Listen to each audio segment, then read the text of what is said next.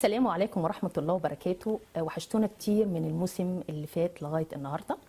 النهاردة بقى معانا برنامج فكرته مختلفة خالص.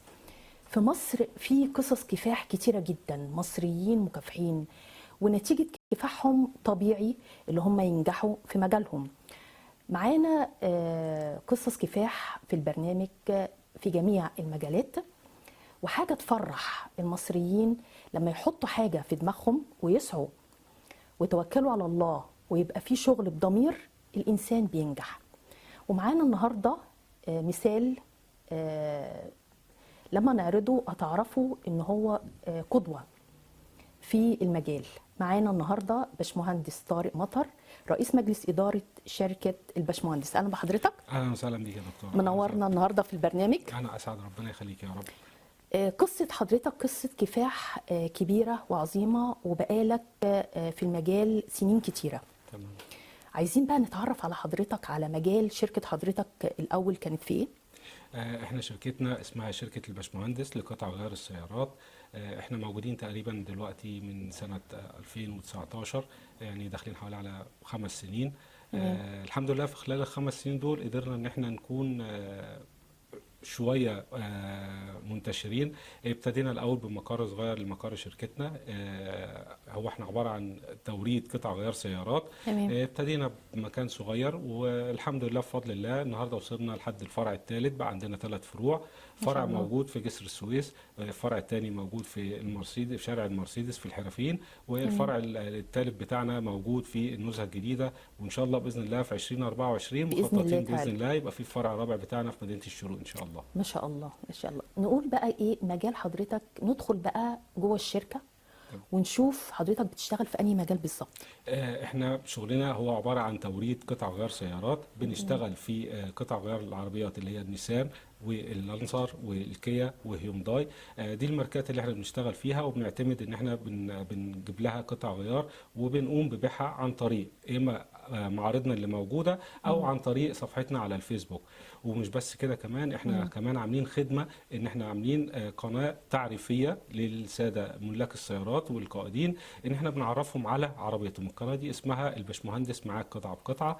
بنقدر من خلالها ان احنا نعرف كل مستهلك او كل صاحب مركبة على عربيته بتفصيلها، ايه هي عيوبها، ايه هي اعطالها، ازاي يقدر يشتغل فيها، ازاي لو قابله عطل مفاجئ يقدر ان هو يحله، ازاي يقدر يجيب قطع غياره، ازاي ان يعرف يفرق ما بين قطع الغيار الاصليه وقطع الغيار المضروبه، ايه الاماكن اللي احنا بنرشحها له غير معرضنا. حضرتك بقى كده نرجع بقى كده. تمام.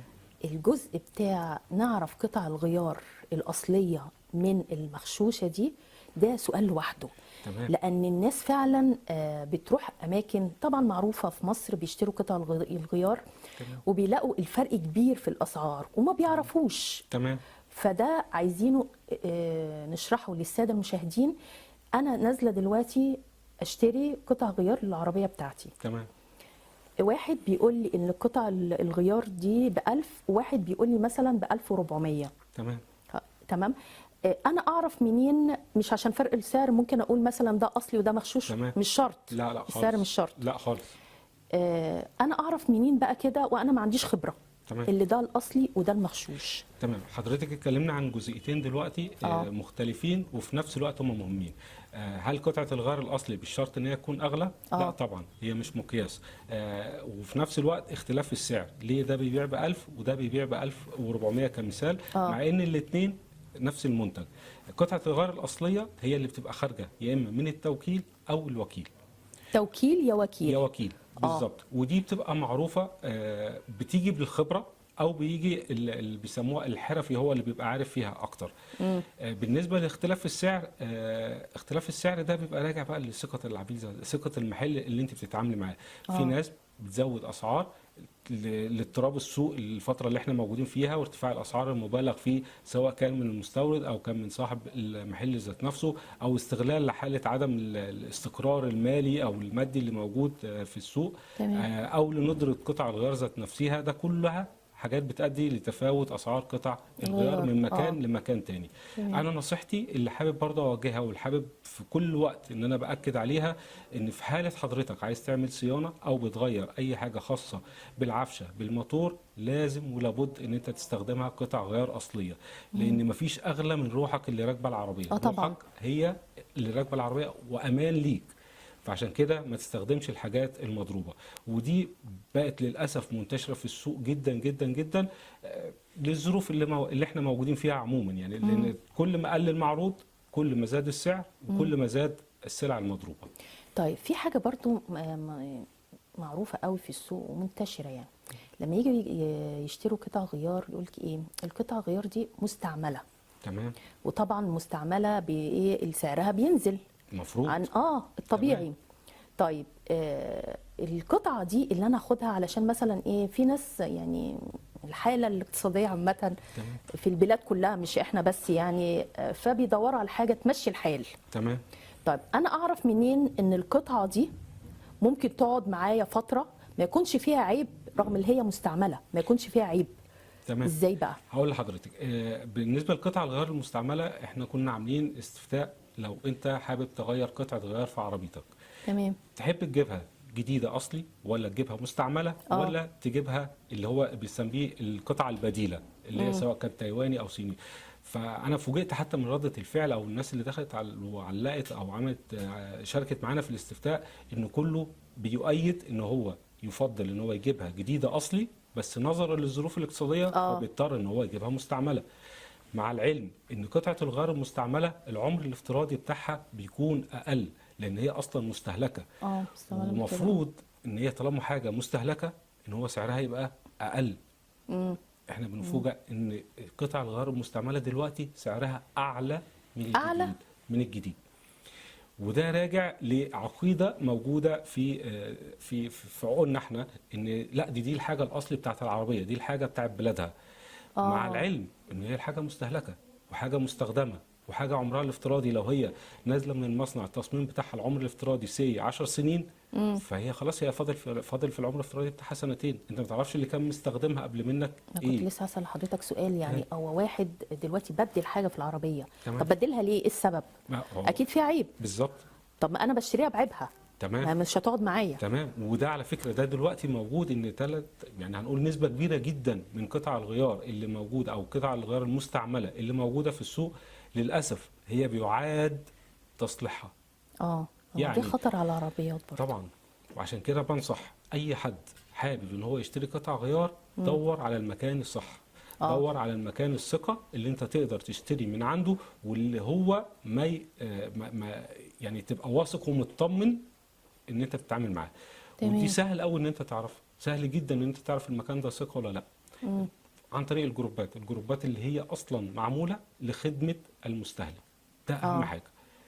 اسال واستشير على الجروب، خش واكتب وقول انا عايز اجيب قطعه غيار كذا، انا عايز اعمل كذا، ايه الاماكن اللي تقدروا ترشحوها لي. برضو بتاعت الناس طبعا يبصوا عليها برضو. طبعا ده مهم جدا، مهم. وهنا بيظهر دور انا بعتبره من اخطر الوسائل اللي موجوده اللي بتاثر على عمليه قرار الشراء، وهو الطرف الثالث. اللي هو احنا مثلا حد عمل حادثه او حد بيسأل عن قطعة غيار، فتلاقي حد داخل مثلا بيقول له دي موجودة في الحتة الفلانية بسعر قد كذا، وهو ما يعرفش هل هي فعلا بتتباع ولا لا، هل هي موجودة ولا لا، هل هي فعلا بالسعر ده ولا لا. ده بيأثر تأثير مباشر وضرر كبير جدا جدا جدا على اللي بيتلقى المعلومه. ويمكن احنا كنا عاملين حمله على القناه بتاعتنا، على قناه الباشمهندس معاك قطعه بقطعه. ادخلوا يا جماعه تابعوا القناه، هتفيدكم جدا، فيها تفاصيل كتيره جدا على قطع غيار السيارات، واي حد بيبقى ليه سؤال الباشمهندس موجودين بيتجاوب وبيرد على حضراتكم. موجودين، وفي ناس متخصصه مسؤوله سواء كانوا في الميكانيكا او في الكهرباء او في اي حاجه، او حتى في قطع الغيار، حتى لو احنا ما بنقدرش ان احنا نوفرها، لا ده احنا بالعكس، ده احنا كمان بنقدم لك فين الاماكن وبنرشح لك حاجه الاماكن مفيده جدا. الموجودة. ده يعني حاجه مفيده اللي حضرتك يا ريت بقى تتوسع في المجال ده، ما يبقاش على منصه واحده، يا ريت في منصات كتيره، ان شاء الله باذن الله. لان ده يا جماعه حاجه مفيده للناس، مش حتى لما تتابعوا هتستفيدوا. اكيد طبعا. وغير كده احنا فاتحين المجال حتى للاعضاء او للعميل ذات نفسه، ان هو يقدر يخش ويقدر يسال ويقدر يشارك معانا بايجابيه، يقدر يقول لو في حاجه هو موقف قابله في مكان ما، ان هو يقول ايه السلبيات اللي هو قابلها. بتساعدوهم. طبعا. اه طبعا، حتى لو حاجه مش متوفره عندي في المكان انا بجيبها له من بره وبديها له بضماني انا، ضمان شركه الباشمهندس. تمام. اي قطعه غيار بتخرج من عندنا من المعرض دي انا بديها بضمان الباشمهندس، هي انا اللي مسؤول عنها، سواء كانت من عندي او من عند حد تاني من بره انا جايبها.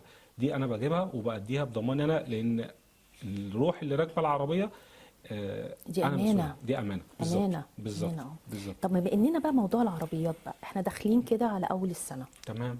تمام. عايزين كده معلومه من حضرتك، احنا كل سنه يقولوا لنا في اول السنه العربيات هتزيد، تمام. ايه بقى السنه دي بقى الاخبار؟ على فكره مفيش حاجه هو كل حاجه بتزيد. هو الموضوع مش موضوع عربيات بس، ولا موضوع قطع غيار بس. احنا ولا حتى في وضع في مصر بس، لا بالعكس، ده في دول العالم كلها في زياده في الاسعار. في كل حاجه، في الحياه اليوميه بتاعتنا العاديه، في اي حاجه، في الهدوم، في اللبس، في الاكل، في الشرب. يعني ده طبيعي. ده امال طبيعي. اشمعنى شهر واحد اللي مرتبط بزياده في اسعار العربيات؟ يمكن بيكون عشان بدايه الموديلات الجديده. بس موديلات الجديده، موديلات السنه جديده بالظبط. فبيبتدي ان هو بيحصل طفره في اسعار قطع الغيار. انا عايز اقول لحضرتك ان في اسعار العربيات، انا اسف، عايز اقول لحضرتك ان في اسعار قطع الغيار ذات نفسها احنا عايزين تقريبا شبه كل 15 يوم في زياده في الاسعار. كل 15 يوم. كل 15 يوم في شبه زياده في الاسعار.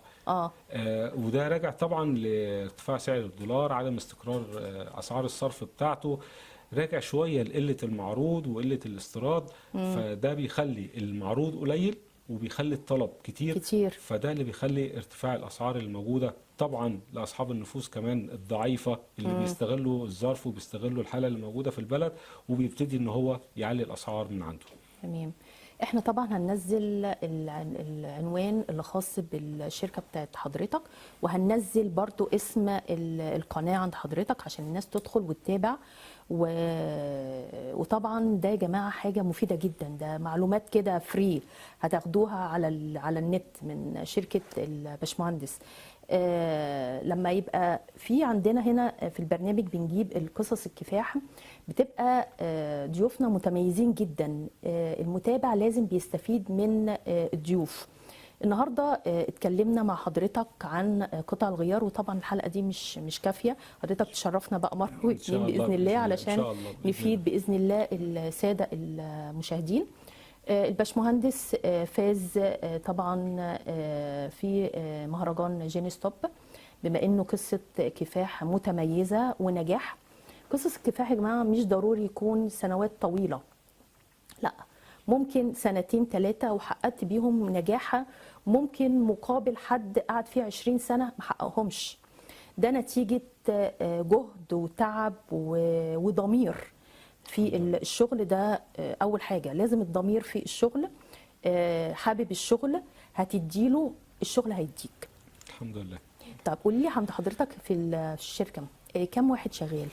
انا معايا حاليا محاسبين، وغير طبعا اللي هم المانجر في المبيعات عندي 2 في كل فرع موجود واحد. تمام. مدير مبيعات، بالاضافه طبعا للاستاف اللي موجود تحت، يعني تقريبا حوالي بنتكلم في 15 واحد تقريبا موجودين معانا. ان شاء الله باذن الله على السنه الجايه هيتضاعفوا باذن الله. ان شاء الله 3 فروع، وحضرتك هتفتح باذن الفرع الله الرابع ان شاء الله باذن الله في 2024 ان شاء الله باذن الله. ان شاء الله باذن الله تبقى سنه سعيده علينا، ونتمنى يا رب ان هي تكون سنه سعيده على كل المصريين ان شاء الله. ان شاء الله ان شاء الله باذن الله. شكرا لحضرتك. العفو يا فندم، تحت امرك. اشكر كل متابعين برنامج قصص كفاح مصريه، واستنونا ان شاء الله في حلقه جديده